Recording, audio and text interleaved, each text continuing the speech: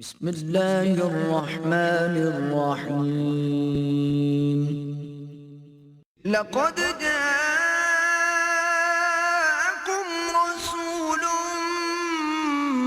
من انفسكم عزيز عليه ما عنتم حريص عليكم بالمؤمنين رؤوف رحيم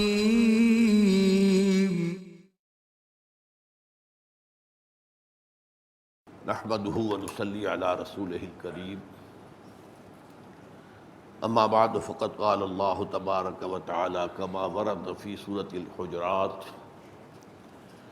اعوذ بالله من الشيطان الرجيم بسم الله الرحمن الرحيم انما المؤمنون اخوة فاصلحوا بين اخويكم واتقوا الله لعلكم ترحمون یا ایھا الذین آمنوا لا یسخر قوم من قوم عسى ان یکونوا خیرا منہم ولا نساء من نساء عسى ان یکن خیرا منہن ولا تلمزوا انفسکم ولا تنابزوا بالالقاب بئس الاسم الفسوق بعد الایمان ومن لم یتب فاولئک هم الظالمون یا ایھا الذین آمنوا اجتنبوا کثیرا من الظن ان بعض الظن اثم ولا تجسسوا ولا یغتب بعضکم بعضا ایحب احدکم یأکل لحم اخیہ میتا فکرہتموہ واتقوا اللہ ان اللہ تواب رحیم صدق اللہ العظیم وعن ابی ہریرہ رضی اللہ عنہ عن النبی صلی اللہ علیہ وسلم قال من نفس عن مؤمن كربة من كرب الدنيا نفس الله عنه كربة من كرب اليوم القيامة ومن يسر على معسر يسر الله عليه في الدنيا والآخرة ومن ستر مسلما ستره الله في الدنيا والآخرة والله في عون العبد ما كان العبد في عون أخيه ومن سلك طريقا يلتمس فيه علما سهل الله له به طريقا إلى الجنة وما اجتمع قوم في بيت من بيوت الله يتلون كتاب الله ويتدارسونه بينهم إلا نزلت عليهم السكينة وغشيتهم الرحمة وحفتهم الملائكة وذكرهم الله في من عنده ومن بطأ به عمله لم يسرع به نسبه رواہ مسلم رحمہ اللہ رب اشرح لي صدري ويسر لي امري واحلل عقدة من لساني يفقهوا قولي اللهم ربنا الہمنا رشدنا واعذنا من شرور انفسنا اللهم ارنا الحق حقا وارزقنا اتباعه وارنا الباطل باطلا وارزقنا اجتنابه آمین یا رب العالمین۔ پچھلے درس میں ہم نے 40 نبوی کی 35ویں حدیث کا مطالعہ کیا تھا اور آج میں نے آپ کو 36ویں حدیث سنائی ہے۔ یہ دونوں حدیثیں ایک جوڑے کی حیثیت رکھتی ہیں۔ ایک میں منفی پہلو پیش کیا گیا ہے اسی شے کا جس کا مثبت پہلو آج سامنے آ رہا ہے۔ مسلمانوں میں جو تعلق ہونا چاہیے آپس میں، جو محبت، مواخات، ہمدردی، نصرت، حمایت، اب اس کے ضمن میں پچھلی حدیث میں تو روکا گیا تھا، یہ نہ کرو، یہ نہ کرو، یہ نہ کرو، یہ نہ کرو، کیونکہ وہ چیزیں جو ہے اخوت باہمی کے منافی ہیں اور دلوں میں فاصلے پیدا کرنے والی ہیں، ایک دوسرے کے خلاف کدورت پیدا کرنے والی ہیں۔ تو ہم پڑھ چکے ہیں لا تحاسدوا ولا تناجشوا ولا تباغضوا ولا تدابروا ولا يبع بعضكم على بيع بعض۔ اب یہ جو ہے لا لا لا لا، یہ نہ کرو، یہ نہ کرو، یہ نہ کرو، یہ نہ کرو، اصل میں اسی کا نقشہ ہے سورہ حجرات کی آیت نمبر 11 اور 12 میں۔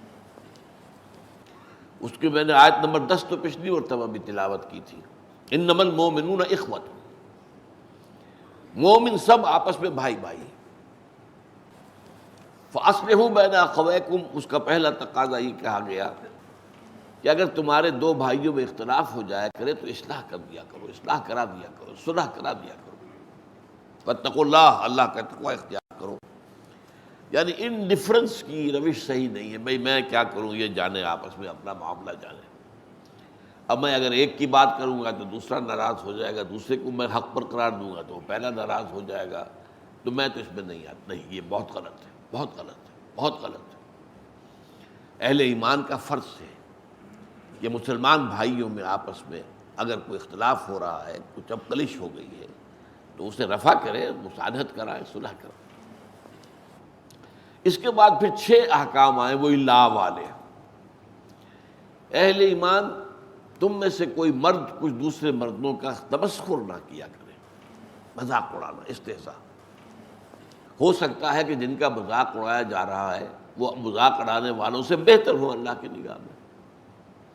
اب آپ نے کسی کا جسمانی عیب ہے، اس پر مذاق اڑا دیا، یہ تو اللہ نے بنایا بھائی، اور کیا پتہ کہ اس کے دل میں ایمان کتنا ہے، تمہارے اندر کتنا ہے، اللہ کی نگاہوں میں اس کا وزن زیادہ ہو۔ لہذا تمسخر نہیں، استہزاء نہیں۔ لا یسخر قوم من قوم عسى ان یکونوا خیرا منهم۔ اور چونکہ یہ مرض خواتین میں زیادہ ہوتا ہے لہذا دوہرا کر رہا ہے، ولا نساء من نساء، اور نہ ہی کوئی عورتیں دوسری عورتوں کا مذاق اڑائیں اور تمسخر کریں۔ عسى ان یکن خیرا منهن، ہو سکتا ہے، سوچیں کہ جن کا مذاق اڑا رہی ہو وہ بہتر ہو اللہ کے نزدیک تم سے۔ ان کے لباس کے اوپر فقرہ چست کر دیا، کوئی وقت کے فیشن کے مطابق نہیں ہے، یہ کوئی اور شکل ہے، تو یہ چیزیں ہوتی ہیں عورتوں میں زیادہ ہیں مردوں سے۔ ورنہ عام طور پر صرف مذکر کے صیغے میں ایک بات آ گئی تو وہ مردوں سے بھی خطاب ہو گیا، عورتوں سے بھی ہو گیا، لیکن جہاں خاص معاملہ عورتوں کا ہو تو وہاں پر اس کو دوہرا کر لاتے ہیں۔ وَلَا تَلْمِزُوا أَنفُسَكُمْ، ایک دوسرے کو الزام نہ لگایا کرو، بہتان تراشی نہ کیا کرو، عیب چینی نہ کیا کرو۔ وَلَا تَلْمِزُوا أَنفُسَكُمْ وَلَا تَنَابَزُوا بِالْأَلْقَابِ، ایک دوسرے کے چڑانے والے نام نہ رکھ لیا کرو۔ اب یہ جو ہے یہ بھی بہت بری بات ہے۔ آپ نے کسی وہ اپنی جگہ پر فرض کیجئے کوئی لوگ اپنے آپ کو اہل حدیث کہتے ہیں یا سلفی کہتے ہیں، آپ نے ان کو وہابی کہہ دیا۔ اب یہ چیز جو ہے تکلیف دہ ہے ان کے لیے، آپ کیوں اس کا معاملہ کرتے ہیں؟ ایسا نہ کریں۔ جماعت اسلامی کے لوگ ہیں، مودودی ہیں، اب یہ بھی کوئی صحیح نہیں انداز نہیں ہے آپ کا۔ یہ تو یہ ہے کہ ان کو وہ جماعت اسلامی کے رکن ہے، آپ اسی اعتبار سے انہیں یاد کریں۔ وَلَا تَنَابَزُوا بِالْأَلْقَابِ بِئْسَ الِاسْمُ الْفُسُوقُ بَعْدَ الْإِيمَانِ، ایمان کے بعد تو یہ برے نام بھی برے ہیں، عمل تو دور کی بات ہے، یہ زبانی کلامی بھی جو تم بات کر دیتے ہو، تم سمجھتے ہو کہ شاید اس پر کوئی گرفت نہیں ہوگی، اللہ تعالیٰ کے ہاں اس کی بڑی گرفت ہوگی۔ ہم وہ حدیث پڑھ چکے ہیں، حضرت معاذ سے کہا تھا حضور نے کہ معاذ سکلت کا امک کا یا معاذ، لوگوں کو جہنم میں اونھے منہ ڈالنے والی شے اس زبان کی کھیتیوں سے بڑھ کر اور کوئی نہیں ہے۔ زبان جو ہے کیونکہ بے لگام ہوتی ہے، اس میں کوئی طاقت نہیں لگی، کچھ خرچ نہیں آیا، جو چاہا بک دیا، لیکن ہر لفظ جو ہے تمہارے منہ سے نکلا ہوا وہ یا تو جنت میں جا کے پودا بن جائے گا اور یا جہنم کا کوئی جھاڑ جکاڑ بنے گا جو تمہیں آخرت میں جا کے کاٹنا پڑے گا۔ اگلی آیت میں فرمایا اہل ایمان ایک دوسرے سے سوء ظن سے کام نہ لو۔ پہلے ہی سے انسان سمجھے کہ اس میں تو یہ خرابی ہے، بھائی آپ کے پاس کیا ثبوت ہے؟ کوئی واقعہ ہو گیا ہے، کوئی ثبوت ہے، تب ٹھیک ہے آپ کوئی رائے قائم کریں۔ ایسے ہی بغیر کسی ثبوت اور واقعے کے آپ نے ظن قائم کر لیا۔ ان بعض الظن اسم، بعض جو ہے سوء ظن وہ تو اللہ کی نگاہ میں گناہ بن جاتا ہے، بہت بڑا گناہ بن جاتا ہے۔ ولا تجسسوا، اور دیکھو ایک دوسرے کی حالات کی ٹو میں نہ رہا کرو۔ بعض لوگ ہوتے ہیں جیسے مکھی کا کام ہے گندگی پر بیٹھے گی، اس کو اتنی فطرت ہے۔ کچھ لوگ جو ہیں وہ اس میں رہتے ہیں کھوج میں، اس گھر میں کیا ہو رہا ہے، اس میں کوئی دنگا ہے یا نہیں، فساد ہے کہ نہیں، ذرا سی کوئی اگر مل گئی بات اس کو لے اڑے، یہ ان کا ذوق ہوتا ہے۔ تو اس طریقے سے اس کو روکا، بھلا تجسسوا۔ بلکہ آج ہم جو حدیث پڑھ رہے ہیں اس کے برعکس ہے کہ اگر تمہارے کسی مسلمان بھائی کا کوئی عیب تمہارے علم میں آ جائے تو اس کے اوپر پردہ ڈالو، اسے بیان کرنا، خود تجسس کر کے لوگوں کے عیوب تلاش کرنا، یہ تو بہت بری بات ہے۔ ولا یغتب بعضکم بعضا، اور دیکھو ایک دوسرے کی غیبت نہ کیا کرو، کسی مسلمان بھائی کے پیچھے اس کی کوئی برائی بیان نہ کرو۔ اور پوچھا کہ حضور اگر وہ برائی اس میں ہو تمیز نہ کریں. فرمایا تبھی تو وہ غیبت ہے. اگر وہ ہے بھی نہیں تو بہتان ہو گیا، پھر تو وہ تو بہت بڑا گناہ ہو گیا.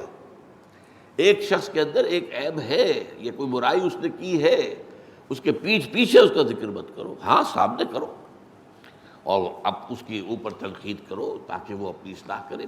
پیچھے کرو گے یہ غیبت ہے. اور اس کو اتنا برا کہا گیا کہ اَیُحِبُّ أَحَدُكُمْ أَن يَأْكُلَ لَحْمَ أَخِيهِ مَيْتًا، کیا تم میں سے کوئی شخص اپنے مردہ بھائی کا گوشت کھانا پسند کرے گا؟ فَكَرِهْتُمُوهُ، یہ بات تو تمہیں بری لگی بہت، لیکن تم جان لو کہ کسی مسلمان بھائی کی غیبت کرنا اخلاقی سطح پر وہی فعل ہے جو کسی مسلمان بھائی کا گوشت کھانا مردہ. کیوں؟ اس کے دیکھیے کیا اس کے اندر مناسبت کیا ہے. جو مردہ ہے وہ اپنا دفاع نہیں کر سکتا. آپ جہاں سے چاہا بوٹی اڑا لیں، کوئی دفاع تو نہیں کر سکتا. اسی طرح جو شخص موجود نہیں ہے وہ اپنا دفاع نہیں کر سکتا. وہ موجود ہوتا تو بتاتا بھائی نہیں آپ کو غلط فہمی ہوئی ہے، یہ بات میں نے نہیں کہی ہے، یا بات میں نے نہیں کی ہے، اس کا یہ پس منظر ہے. وہ کچھ نہ کچھ دفاع کرتا نا. جب وہ ہے نہیں وہ اپنی عزت کو دفاع نہیں کر سکتا، جیسے وہ مردہ جو ہے وہ اپنے جسم کا دفاع نہیں کرتا. بہرحال یہ میں نے آپ کو بتایا یہ انداز ہے قرآن کا، جیسے کہ ہمارے کلمے کی بھی ترتیب یہی ہے. لا الہ الا اللہ، پہلے نفی، لا الہ نہیں ہے کوئی بھی معبود الا اللہ، سوائے اللہ کے. تو منفی کے بعد اسی طرح سورہ بقرہ میں فرمایا گیا وَمَن يَكْفُرْ بِالطَّاغُوتِ وَيُؤْمِن بِاللَّهِ فَقَدِ اسْتَمْسَكَ بِالْعُرْوَةِ الْوُثْقَىٰ، جو شخص طاغوت کا کفر کرے اور اللہ پر ایمان لائے. طاغوت کون؟ جو بھی اللہ سے سرکش ہے، جو بھی اللہ کے باغی ہیں، جو اللہ کے بجائے اپنے آپ کو حاکم سمجھ بیٹھے ہیں، چاہے وہ حاکم فرعون اور نمرود کی شکل میں ہو یا آج کے دور میں عوام حاکم بن بیٹھے، جو چاہے قانون بنائیں گے، ہمارے نمائندے جائیں گے بنائیں گے.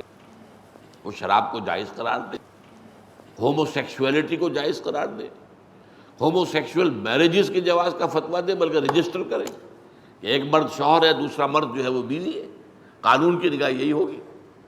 یا ایک عورت شوہر ہے اور ایک عورت ہی بیوی ہے، قانون کی نگاہ میں تو یہ بات ہوگی. حالانکہ گویا کہ فطرت سے بغاوت کا معاملہ ہے.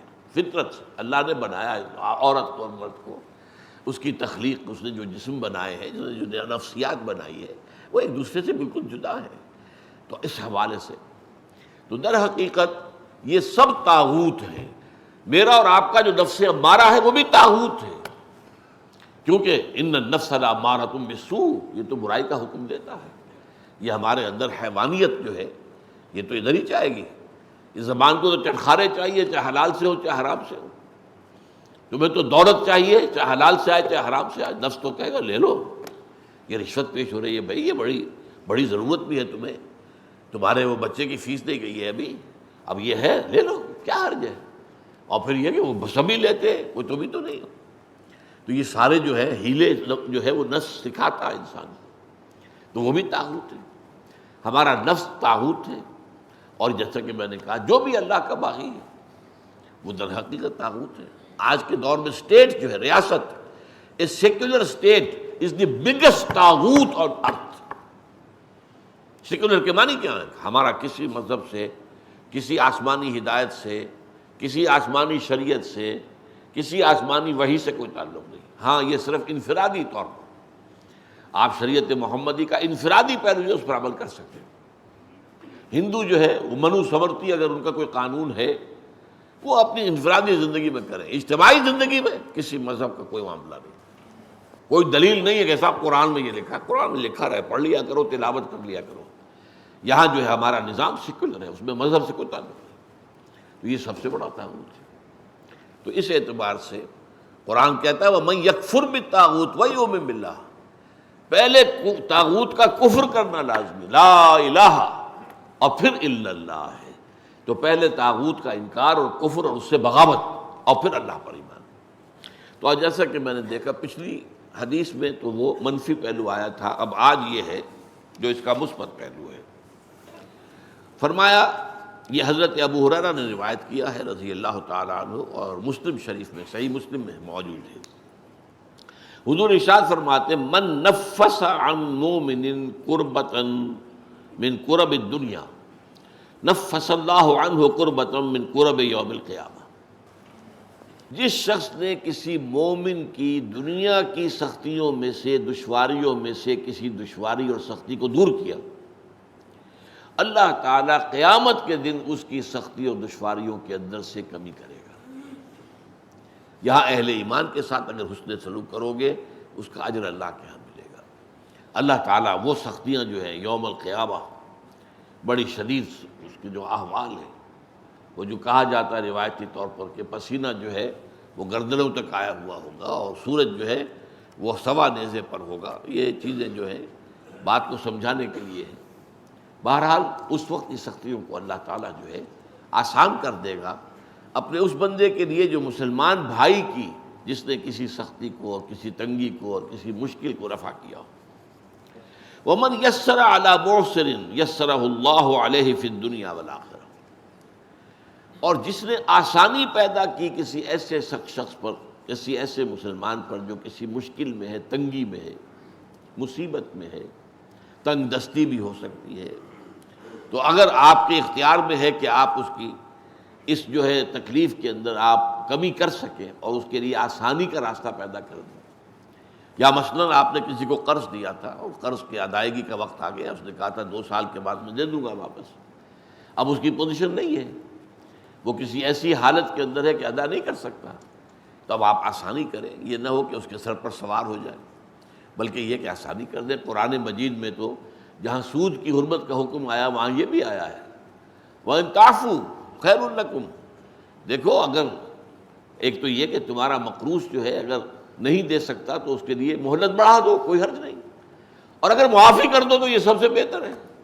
آخر تمہارا مسلمان بھائی ہے، اس نے تم سے قرض لیا تھا، اور قرض ظاہر بات ہے آدمی دیتا ہے اپنی اضافی جو دولت ہے، جو بھی اس کے پاس بچت ہے اسی میں سے دے گا نا، اور وہ جو ہے اس کے بارے میں تو یہاں تک فرمایا سورہ بقرہ میں کہ یسألونک ماذا ینفقون قل العفو، اے نبی یہ آپ سے پوچھتے ہیں کتنا خرچ کریں ہم اللہ کی راہ میں، انفقوا انفقوا انفقوا انفقوا، تکرار تو بہت ہو رہی، کتنا؟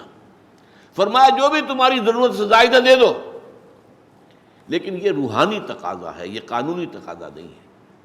قانونی تقاضا بعض لوگوں نے اس کو قانونی بنا دیا اور اس رائے پر پہنچ گیا، ان میں حضرت ابو ذر غفاری رضی اللہ تعالیٰ عنہ جیسے جلیل القدر صحابی بھی تھے، کہ کوئی سونا چاندی اپنے پاس رکھنا مطلقاً حرام ہے، نہیں۔ یہ ان کے اندر چونکہ انتہائی زہد تھا تو اس کا یہ مظاہرہ ہوا، لیکن یہ ہے کہ یہ ہے آپ نے جو کوئی دولت آپ کے پاس تھی آپ نے اس میں زکوٰۃ ادا کر دی، باقی آپ کا ہے، آپ اپنے پاس رکھ سکتے ہیں، اور وہ آپ کی اولاد کو منتقل ہو سکتا ہے۔ وراثت کا قانون آخر کب کیسے لاگو ہوگا؟ اگر اپنے پاس کچھ رکھنا ہی نہیں ہے تو وراثت کس کی ہوگی؟ تو قانون کا معاملہ اور ہے۔ میرا اس پر کتاب چاہے بہت اہم، اسلام کا معاشی نظام، کہ وہ 2 نظام ہیں اسلام کے معاشی، ایک ہے روحانی لیول کے اوپر، احسانی لیول کے اوپر، ایک ہے قانونی لیول کے اوپر۔ قانونی لیول پر آپ نے جو کمایا حلال سے کمایا، حرام سے نہیں کمایا، اور اگر ایک وہ آگے بڑھ گیا نصاب سے تو زکوٰۃ دے دی، اب قانونی طور پر باقی تمہارا ہے۔ روحانی کیا ہے کہ اس کو بھی اللہ کے راستے میں دے دو، یسألونک ماذا ینفقون قل العفو۔ تو اگر تمہارا کوئی مقروض ہے اور وہ سختی میں ہے، ادا نہیں کر سکتا، تو پہلی بات تو یہ کہ اسے مہلت دے دو، آسانی کر دو۔ وَمَن يَسَّرَ عَلَى مُعْسِرٍ، اور اگر اس سے بھی آگے جیسا کہ میں نے بتایا سورہ بقرہ میں آیا ہے، اگر معافی کر دو تو تمہارے لیے بہت ہی بہتر ہے، بہت بڑی کمائی، بہت بڑی نیکی بن جائے گی۔ یسر اللہ علیہ فی الدنیا والآخرہ، تو جو شخص اپنے کسی مومن بھائی کی کسی تنگی کو، سختی کو نرمی میں بدلے گا تو اللہ تعالیٰ دنیا اور آخرت میں اس کے لیے آسانیاں پیدا کر دے گا۔ وَمَن سَتَرَ مُسْلِمًا سَتَرَهُ اللَّهُ فِي الدُّنْيَا وَالْآخِرَةِ، اور جس شخص نے کسی مومن کی عیب پوشی کی، ایک عیب ہے آپ کی نظر میں آ گیا ہے، تجسس تو آپ نے نہیں کرنا، خود تو تلاش نہیں کرنا، خود جو ہے اس کے لیے آپ ٹوہ میں لگے رہے، نہیں، یہ تو آ گیا، وہ میں نے آپ کو آیت سنا دی، وَلَا تَجَسَّسُوا۔ اب ایک چیز ہے آئی گئی ہے آپ کے سامنے، پردہ ڈالو، یہ نہیں کہ اب اس کا ڈھنڈورا پیٹ دو، اس کا جو ہے لوگوں کے اندر چرچا کر دو، نہیں، اللہ تعالیٰ کو یہ پسند نہیں ہے۔ ان تشیع الفاحشہ، یہ کوئی شے جو ہے وہ شائع ہو جائے، پھیل جائے، اگر کوئی چیز ایسی ہے تو اسے رکھو اپنے پاس، آگے بیان نہ کرو، آگے مت بڑھاؤ اس کو۔ ومن ستر مسلما سترہ اللہ فی الدنیا والآخرہ، جو کسی مسلمان کی ستر پوشی کرے گا، عیب پوشی کرے گا، اللہ تعالیٰ اس کے عیوب پر پردہ ڈالے گا آخرت کے اندر، دنیا میں بھی آخرت میں بھی۔ دنیا میں بھی اللہ تعالیٰ نقد یہ بدلہ دے گا، آخر تمہارے اندر بھی تو کوئی عیب ہے نا، بے عیب تو ذات اللہ کی ہے، کون ہے جس میں کوئی خطا نہیں ہے، کوئی کمی نہیں ہے؟ وہ حدیث بھی یاد کر لیجئے، کل بنی آدم خطاؤن و خیر الخطائین التوابون، تمام بنی آدم نہایت خطا کار ہیں، ان خطا کاروں میں بہتر وہ لوگ ہیں جو توبہ کرتے ہیں، پلٹ جائیں، رجوع کریں، گناہ پر اصرار نہ کریں، ڈیرا ڈال کر بیٹھ نہ جائیں۔ جیسے مثال میں دیا کرتا ہوں، اگر کہیں بارش ہوئی ہوئی ہے، کیچڑ ہے، آپ جا رہے ہیں تو آپ کا پاؤں جو ہے پھسلا، آپ گر گئے تو پڑے تو نہیں رہتے نا وہاں، فوراً اٹھتے۔ تو جو لوگ بھی اس طریقے سے کہیں لغزش ہو گئی ہے نفس کی وجہ سے، کسی اور کوئی حالات جو ہے ماحول کے اثرات کے تحت آپ سے کوئی گناہ سرزد ہو گیا ہے، تو فوراً توبہ کرو اللہ کی طرف۔ اور اس پر سورہ نساء میں فرمایا ہے کہ اگر فوراً توبہ کرو گے تو اللہ تعالیٰ کے ذمے واجب ہے تمہاری توبہ کو قبول کرنا۔ انما التوبۃ علی اللہ للذین، ان لوگوں کے حق میں یعملون السوء بجہالۃ ثم یتوبون عن قریب، اگر بالکل جلدی فوری طور پر جو ہے جذبات کے رو میں ایک کام غلط میں کر بیٹھا ہے، اللہ معاف فرما دے، تو یہ چیز جو ہے اللہ تعالیٰ پھر معاف کرنے والا ہے۔ تو دنیا میں بھی تمہارے عیوب پر پردہ ڈالے گا اللہ، اور آخرت میں بھی۔ واللہ فی عون العبد ما کان العبد فی عون اخیہ، کس قدر پیارے یہ جو تعلیمات ہیں، آپ اندازہ کیجئے کس قدر عمدہ اور جامع الفاظ کے اندر۔ اور دیکھو اللہ تعالیٰ اپنے بندے کی مدد میں لگا رہتا ہے، ما کان العبد فی عون اخیہ، جب تک کہ بندہ اپنے بھائی کے کام میں لگا ہوتا ہے۔ آپ اپنے بھائی کے کام میں لگے ہیں، آپ وقت لگا رہے ہیں، اللہ تعالیٰ آپ کے کام میں لگ جائے گا، آپ کی ضرورتیں پوری کرے گا۔ اب یہ اونچا درجہ دیکھیے، خدمت خلق ہے، کسی بھائی کی مدد ہے، اس میں وقت بھی لگ رہا ہے۔ کوئی ایسا شخص ہے جو مظلوم ہے اور وہ آپ سے آ کے کہتا ہے کہ صاحب فلاں حاکم کے پاس جا کر بتائیے میری بات، وہ میری بات تو کوئی سن نہیں رہا ہے، تو اگر اس کی بات حق ہے اور آپ جا کر جو ہے شفاعت کرتے ہیں، اس کی سفارش کرتے ہیں، یہ شفاعت حسنہ کہلاتی ہے، اس میں بڑا اجر و ثواب ہے۔ اب آپ جائیں گے اس کے ساتھ اور جا کر اپنا وقت لگائیں گے تو ظاہر بات ہے کہ اس پر آپ اس کی مدد میں جا رہے ہیں نا، تو اب اتنے عرصے تک آپ کے سارے کام اللہ سنبھال لے گا۔ من واللہ فی عون العبد ما کان العبد فی عون اخیہ، جیسا کہ ایک واقعہ آتا ہے بہت مشہور، مکے میں ایک شخص آیا، کوئی تاجر تھا، ابو جہل نے اس سے کچھ مال وال خریدا، بہت پیسے نہیں دیے، اب وہ بیچارہ فریاد کرتا پھر رہا ہے۔ تو وہ آیا، ایک جگہ پر سردار بیٹھے ہوئے تھے بہت سے، ان کے پاس گیا، فریاد کی کہ دیکھیں ابو جہل جو ہے میری رقم نہیں دے رہا۔ انہیں شرارت سوجی کہ دیکھیں تماشا دیکھتے ہیں۔ اس نے کہا دیکھیں وہ شخص جو وہاں پر نماز پڑھ رہا ہے نا، اس کے پاس جاؤ، وہ تمہارا مال دلوا سکتا ہے۔ وہ حضور تھے صلی اللہ علیہ وسلم۔ اب حضور کا تو کٹر دشمن ہے ابو جہل، اس نے جا کر اپنی بات کی، حضور چل پڑے۔ ابو جہل کے دروازے پر جا کر دستک دی، وہ باہر آیا، فرمایا اس کا مال ادا کر دو۔ وہ فوراً گیا، خاموشی کے ساتھ لا کے مال دے دیا۔ تو یہ رعب تو اللہ تعالیٰ نے، نصرت بالرعب، حضور فرماتے ہیں اللہ نے میری مدد کی ہے رعب کے ساتھ۔ اب ظاہر بات ہے کہ آپ کے چہرہ مبارک کا جو بھی رعب پڑا ہے اس کے اوپر، اس نے چوں نہیں کی، لا کے دے دیا۔ اب یہ بھی ہے نا، ایک بندے کی آپ مدد کے لیے اس کے ساتھ چلے اور اس کے پاس جا رہے ہیں جو آپ کا دشمن ہے، تاکہ کم سے کم اس مظلوم کا جو ہے اس کی کوئی داد رسی ہو جائے۔ واللہ فی عون العبد ما کان العبد فی عون اخیہ۔ اب جو حدیث کا ٹکڑا آ رہا ہے، یہ یوں سمجھیے کہ جس کام میں میں نے اپنی زندگی کے 50 برس لگائے، ویسے تو اس سے زیادہ لمبا عرصہ ہے۔ میں جب میڈیکل کالج میں پڑھتا تھا 49 سے 54 تک، 1949 سے 1954 تک 5 برس کا 5 سال کا کورس ہوتا ہے نا FSC کے بعد۔ اس زمانے میں میرا درس قرآن ہوتا تھا، پسند کیا جاتا تھا، وہ مناسبت اللہ نے عطا فرما دی تھی۔ لیکن اس کے بعد تو آپ کو معلوم ہے کہ پھر تو میرا زندگی کا جو ہے اصل کام یہ رہا۔ قرآن پڑھنا پڑھانا، سمجھنا سمجھانا، سیکھنا سکھانا، عام کرنا۔ اللہ کا شکر ہے کہ بہت سے نوجوان ایسے تیار ہو گئے ہیں جو اسی انداز میں اب درس دے رہے ہیں اور وہ کام کر رہے ہیں۔ چراغ سے چراغ روشن ہوتا ہے، ایک اکیلے آدمی سے کیا ہوگا، لیکن یہ ہے کہ آگے اگر اس کام کو لے کر چلنے والے ہیں تو گویا کہ میری محنت سفل ہو رہی ہے۔ اب اس کے اعتبار سے یہ حدیث بہت اہم ہے اس کام کے لیے۔ پہلی بات تو فرمائی وَمَنْ سَلَكَ طَرِيقًا يَلْتَمِسُ فِيهِ عِلْمًا، جس شخص نے کوئی راستہ طے کرنا شروع کیا جس سے اس کا مقصد حصول علم تھا، کہیں جا رہا ہے، جیسا کہ آپ کو معلوم ہے کہ اب جب حدیثیں جمع کی گئی ہیں تو اب کسی شخص کو محدث کو معلوم ہوا کہ فلاں بصرہ میں یا بغداد میں ایک ہے صاحب کہ جو اس حدیث کی روایت کرتے ہیں جس میں کہ روایت کی چین کم ہے، لمبا سفر کر کے گئے ہیں، جا کر کہا میں نے سنا ہے کہ آپ حضور کی حدیث روایت کرتے ہیں، جی ہاں یہ حدیث ہے، فوراً واپس، بس حدیث سنی اور واپس۔ ان کہا بھی پہ تھے نہیں میں ایک مقصد کے لیے آیا تھا اور میں اس مقصد میں کسی اور چیز کو اس میں شامل نہیں کرنا ہے، خالصۃً لوجہ اللہ۔ تو ظاہر بات ہے کہ علم کے حصول کے لیے، اور پھر بعد میں ظاہر بات ہے کہ لوگ سفر کرتے تھے، جاتے تھے مراکز علمی میں، اور آپ کو معلوم ہے شیخ عبد القادر جیلانی رحمۃ اللہ علیہ کو جب ان کی والدہ نے روانہ کیا تھا حصول علم کے لیے تو کچھ اشرفیاں ان کی جو صدری تھی، یہ واسکٹ جو ہم پہنتے ہیں اس کی اندر سی دی تھی کہ یہ وقت آئے گا تو کسی کو ضرورت آئی۔ وہاں راستے میں ڈاکوؤں نے ڈاکہ ڈالا، ڈاکوؤں کا سردار ہر ایک سے پوچھا تمہارے پاس کیا ہے، اب سب کہتے کچھ نہیں ہے، لیکن پھر تلاشی میں کچھ نکل آتا تھا۔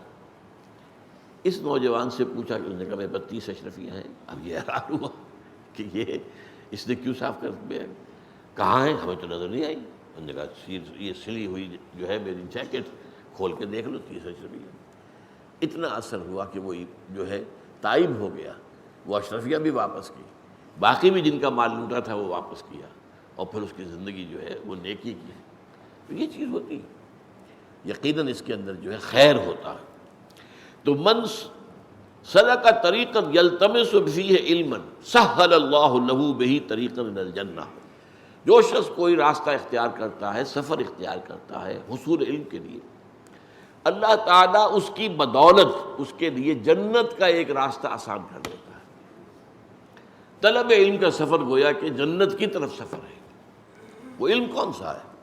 وہ ایک علم تو وہ ہے جو ہم سیکھنے امریکہ جاتے ہیں، فلانی انجینئرنگ پڑھنے جا رہے ہیں، اور یہ علم اور ہے، یہ فنون ہے، علم نہیں ہے، فن ہے۔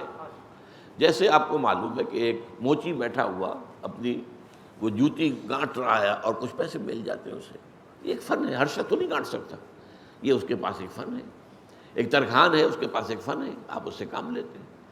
یہی معاملہ ایک بڑے سرجن کا ہے، وہ بھی کیا کرتا ہے، جسم کو چیرا ہے اس میں سے کوئی چیز غلط نکال دی پھنسی دیا، اور یہی ہے نا، یہ فنون ہے، ڈاکٹری ہو، انجینئرنگ ہو، یہ علوم نہیں ہے، یہ فنون ہے، فن ہے۔ علم تو کیا ہے؟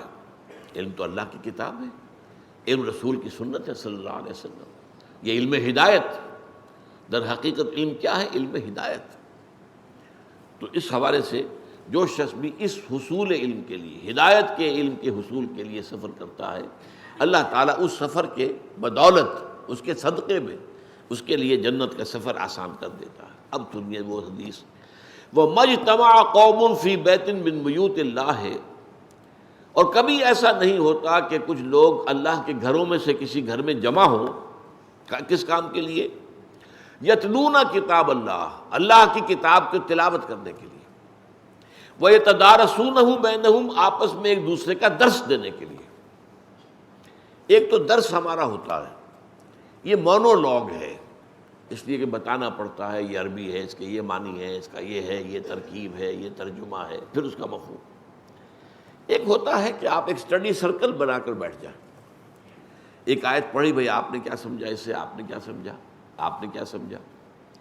اور یہ بھی ہوتا ہے بعض اوقات، یہ میں نے دیکھا ہے، انگلینڈ میں دیکھا 1970 کے دسمبر میں، کہ وہاں جو ایک ہاسٹل تھا جو پاکستانی لڑکوں کا ہاسٹل تھا، وہاں یہ ہوتا تھا جمعے کے بعد بیٹھ جاتے تھے لڑکے، اور وہاں کے لڑکے کون سے تھے؟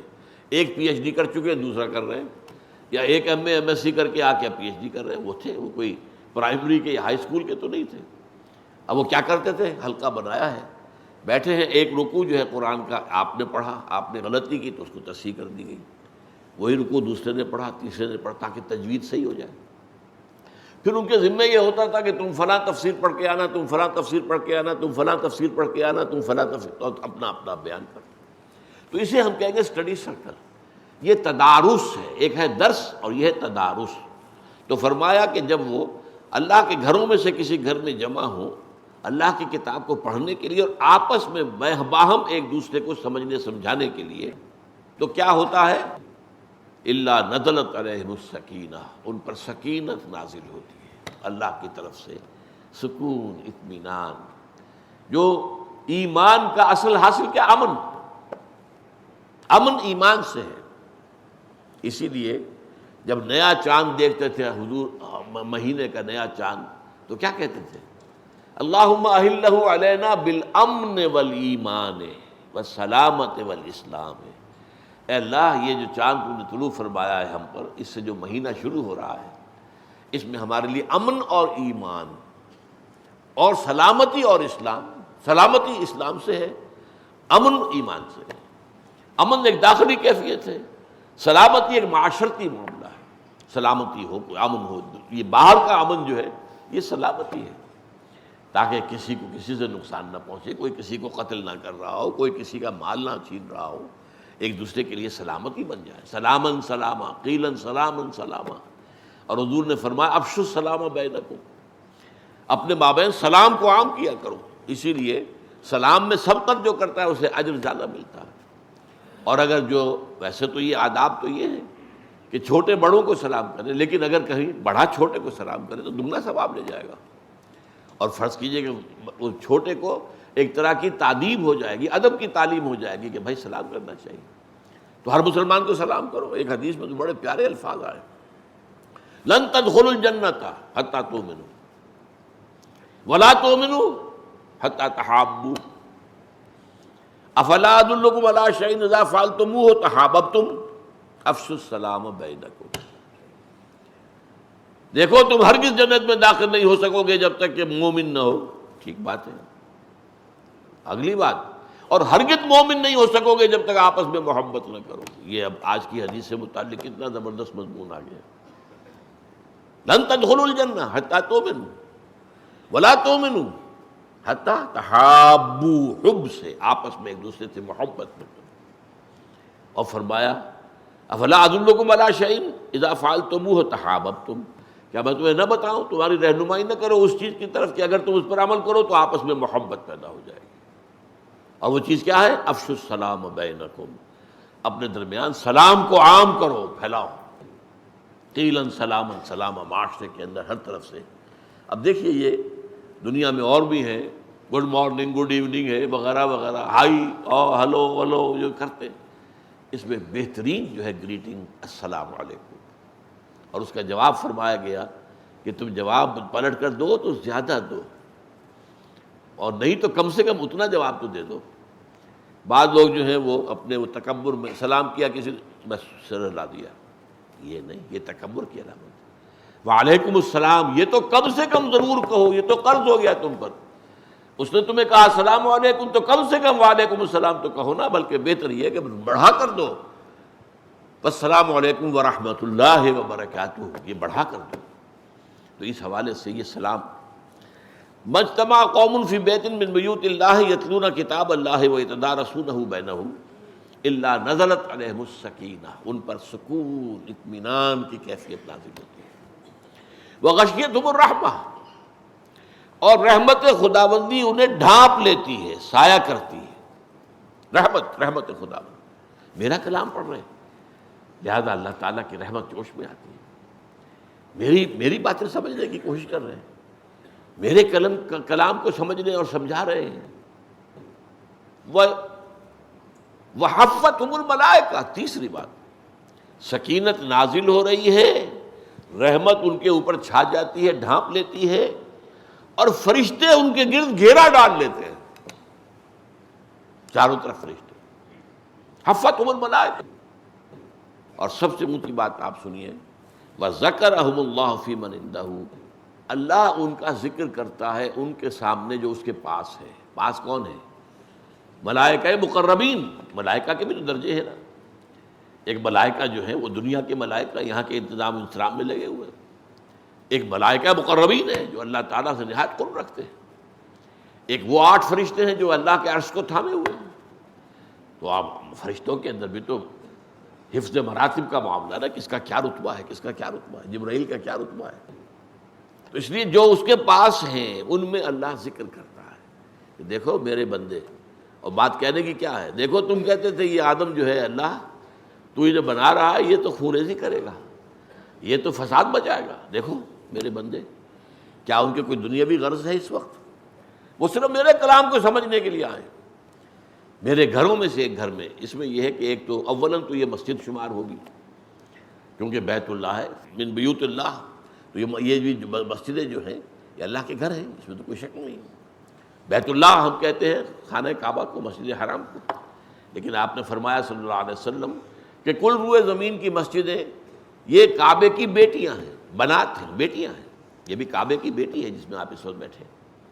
لیکن یہ کہ جو شارحین حدیث ہیں انہوں نے اس کو عام رکھا ہے کہ یہ صرف مسجد کے ساتھ خاص نہیں، جس جگہ بھی کوئی مکان اس کے لیے مقرر کر لیا ہے، ظاہر بات ہے ہر جگہ اللہ ہی کی ہے، اور وہ کام آپ نے اس کام کے لیے خاص کیا ہے تو وہ بھی گویا کہ اللہ تعالیٰ کے بیوت میں اس کا شمار ہوگا. یہ چیز جو ہے یہ شارحین حدیث نے کہی ہے.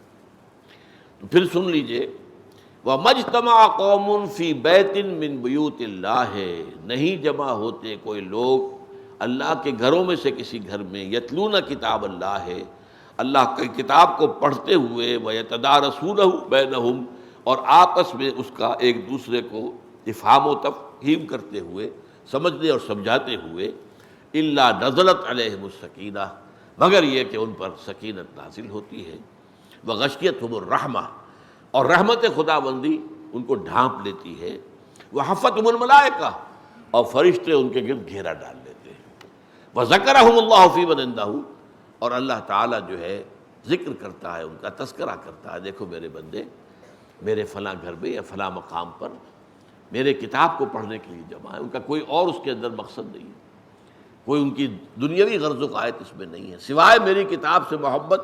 اور ظاہر بات ہے وہ میری وجہ سے ہے نا، میری محبت کی وجہ سے میری کتاب کی محبت ہے. جیسے میں نے آپ کو حدیث سنائی تھی، اللہ اللہ فی اصحابی لا تتخذوهم من بعدی غرضا فمن احبهم فبحبی احبهم ومن ابغضهم فببغضی ابغضهم.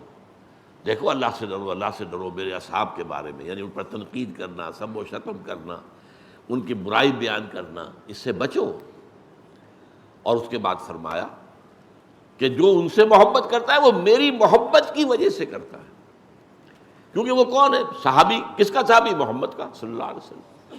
تو وہ تو نسبت محمدی کے ساتھ صحابی بنا ہے نا، تو میری محبت ہے تو اس کی بھی ہوگی. اور دوسری بات، وَمَنْ أَبْغَضَهُمْ فَبِبُغْضِي أَبْغَضَهُمْ، جو ان سے بغض رکھے ان کا اصل بغض مجھ سے ہے.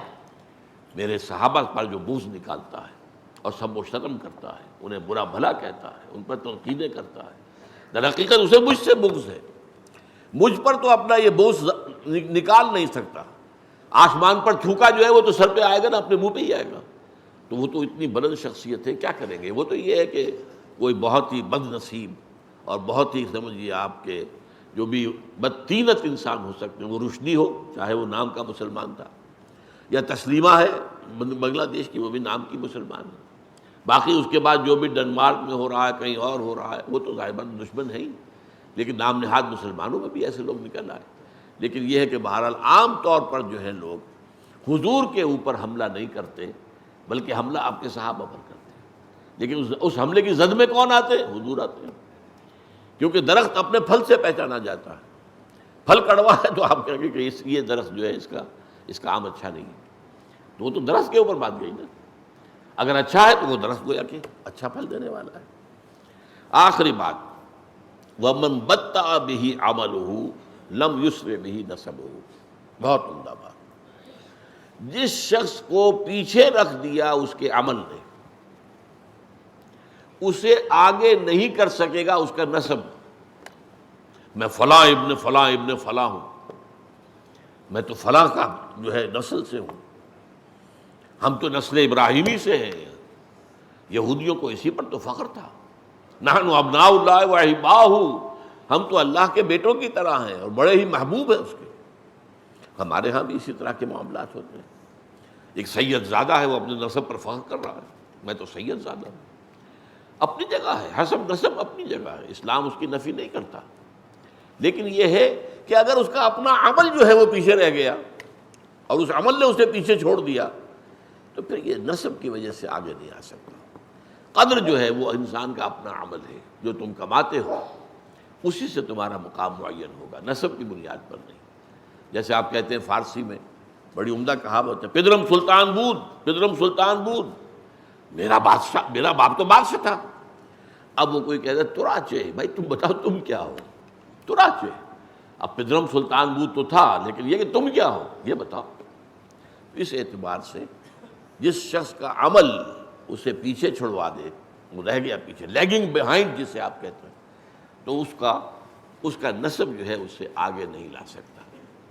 اللہ تعالی ہمیں قرآن اور حدیث کی ان تعلیمات پر عمل کرنے کی توفیق عطا فرمائے اور اپنے معاشرے میں باہمی اسی طرح کا جو ہے باہمی محبت اور مودت اور ایک دوسرے کے ساتھ رحماء بینہم، محمد رسول اللہ والذین معہ اشداء علی الکفار رحماء بینہم، آپس میں ایک دوسرے کے ساتھ رحم کا اور اچھے جذبات کا، ہمدردی کا، تعاون کا اللہ تعالی ہمیں توفیق عطا فرمائے. فصلی اللہ تعالی علی خیر خلقہ محمد وبارک وسلم تسلیما کثیرا کثیرا.